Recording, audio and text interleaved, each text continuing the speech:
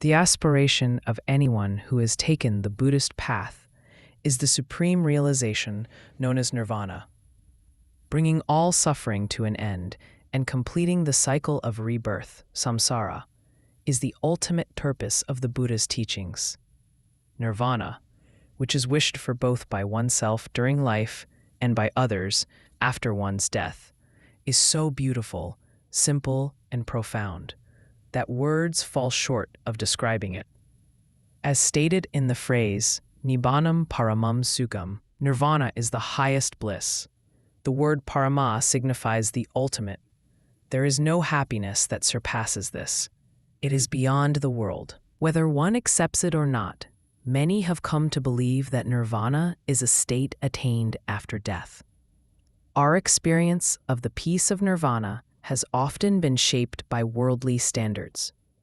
Our concept of happiness is usually built around a life free from illness, pain, aging, and death, where all needs are effortlessly fulfilled and one lives in comfort and joy.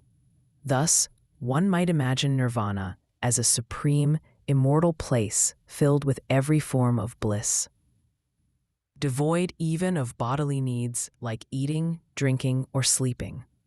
Some even believe there exists a person who experiences the bliss of nirvana. When one is freed from some great suffering and says, "I feel as if I've reached nirvana," it is easy to see how this notion arises. After all, who would not wish for such supreme happiness? There are also those who mistakenly think of nirvana as the result or reward obtained for performing great meritorious deeds. For those who have not directly realized nirvana, many great scholars have made admirable efforts to describe its nature through the Tripitaka, commentaries, and subcommentaries. We try to understand it through language. Referring to these sources, this explanation seeks to provide only a brief introduction. Whether the authors of those teachings had themselves realized nirvana or not is not important here. Understanding the Dhamma must be done through one's own wisdom, as taught by the Buddha. Some devotees have a tendency to measure the validity of the Dhamma according to the reputation or acceptability of the teacher. But realization of nirvana is not through reasoning alone. It must be directly known through insight. There are many ways nirvana has been defined.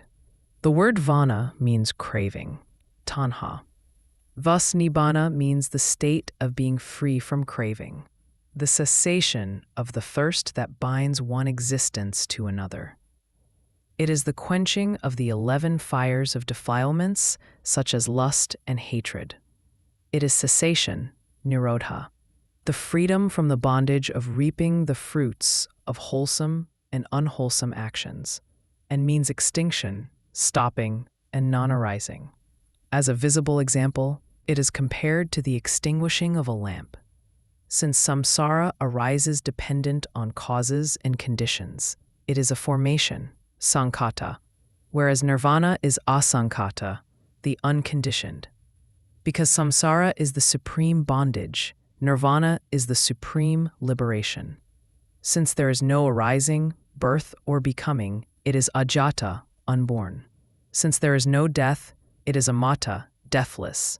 Since it is not created, it is akata, unmade. Since it is not change, it is the supreme peace. Because there are no beings, substances, or forms, it is animitta, signless. And because it is free from desire or longing, it is apanihita, without inclination.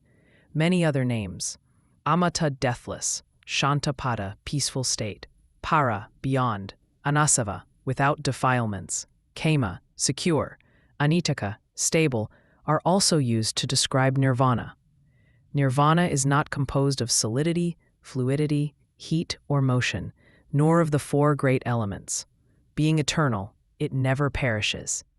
Being beyond the world, it is supramundane. It belongs neither to this world nor the next. It has no location, yet it truly exists as an ultimate reality. No matter how many attain it, it is never filled. Even if no one attains it, it is never empty. It cannot be divided into your nirvana or my nirvana. There is no distinction between the nirvana of the Buddhas and that of the Arahants.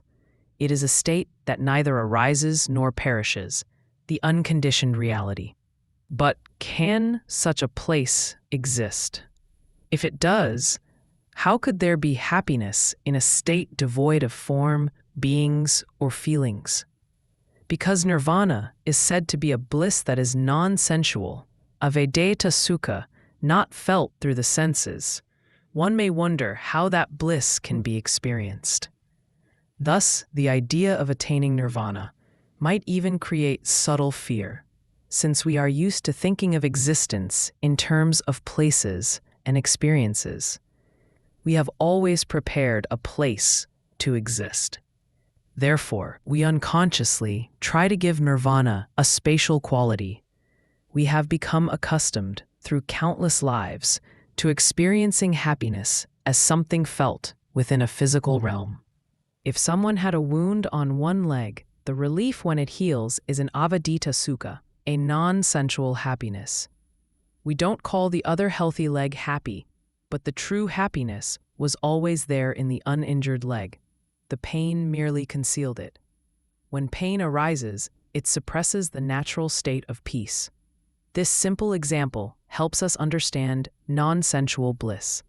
Thus, avadita sukha is not merely happiness. It is the direct realization of truth, experienced through one's own wisdom. While we are immersed in sensory pleasure, we remain bound to craving and ignorance, which bring about birth, aging, death, sorrow, and despair. When we are freed entirely from those defilements, the non-sensual bliss that arises is so sublime it cannot be described in words. Nirvana is not an eternal state, place, or energy existing after death, as in the eternalist view, nor is it mere annihilation at death, as in the nihilist view. It is the realization of truth through the middle path, free from both extremes. It cannot be labeled as either suffering or pleasure. It is a peace realized while still living. Freedom from disease, fear, or danger during life is also a kind of cooling or cessation. But that is called conventional nirvana, samuti nibbāna. The temporary calming of defilements is called tadanga nibbāna, and the suppression of defilements for long periods through deep meditation is vikambana nibbāna. The complete eradication of defilements, known as sopadisesa nibbāna, nirvana with residue, is the highest. At this stage, since all attachments are gone, the mind is freed. The remaining mental activities are merely functional without karmic force. Upon the final dissolution of the aggregates at death, there is anupadisesa nibbāna, nirvana without residue. Though these are two aspects, nirvana itself is one. Its nature is peace. Nirvana is not the result, vipaka, of karma. It is the cessation of all karmic forces, good or bad. According to Theravada, nirvana is realized in 4 stages: stream entry, sotapatti, the eradication of personality view, doubt, and clinging to rites and rituals. Once return, sakadagami, weakening of sensual desire and ill will. Non-return, anagami, complete eradication of sensual desire and ill will. Arahantship, destruction of the remaining fetters. Attachment to form and formless existence, conceit, restlessness, and ignorance. Mahayana teachings do not present these 4 stages, but speak only of attaining Buddhahood. According to the Anathapindikavada Sutta, Majjhima Nikaya, 5 gates lead to nirvana: listening to the Dhamma, teaching the Dhamma, discussing the Dhamma, reflecting upon it, and meditative cultivation. Just as the suffering caused by ignorance is limitless, so is the bliss of the unconditioned element attained by eradicating ignorance. Suffering arises within the mental continuum of a person. So too does the bliss of nirvana arise within that same stream of consciousness. At the stage of stream entry, the person directly experiences nirvana through wisdom and mind. as all defilements that lead to rebirth in the lower realms are eradicated. Therefore, nirvana is an ultimate, real phenomenon. Though it is called shunya, void, in the sense of being empty of defilements and conceptual selfhood, nirvana is not void in the ultimate sense. Conditioned phenomena are impermanent, unsatisfactory, and non-self. Nirvana, in contrast, is permanent, blissful, and non-self. A person suffering from a fatal disease struggles desperately to be free from death. The peace felt when escaping even one death is immense. If freedom from a single death brings such peace, how great must be the peace of freedom from all deaths in the endless cycle of existence, the peace of nirvana.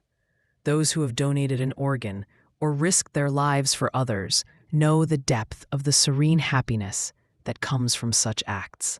The happiness of sensual pleasures is fleeting and impermanent. Our body itself feels nothing, neither pleasure nor pain. A dead body feels nothing. We can observe this directly. It is the mind that experiences all joy and sorrow. Thus, the bliss of nirvana too is realized through the mind. Therefore, during so upadisesa parinibbāna, the arahant's enlightenment in life, the supreme peace is experienced. At anupadisesa parinibbāna, the arahant's death, the mental and physical processes cease entirely. No consciousness arises again. Thus, the experience of bliss also ceases. Yet the arahant does not desire to continue enjoying that bliss. Desire itself is craving, which they have destroyed. To them, the eternal nature of nirvana is already realized. Everything that arises must also cease. This is the law of nature. The truth of cessation, nirodha satcha, must be directly realized. No worldly happiness can compare to the bliss of nirvana. The end of all suffering that arises due to birth, that is nirvana. Since samsāra is suffering, nirvana is the supreme happiness. All Buddhas teach only the way to end suffering. Thus, realization of nirvana means the direct understanding of the Dhamma that eradicates all suffering and its causes.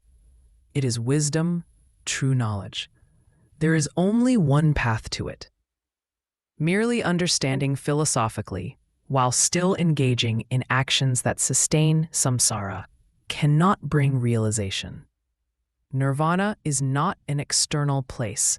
It is the supreme attainment within the human mind itself.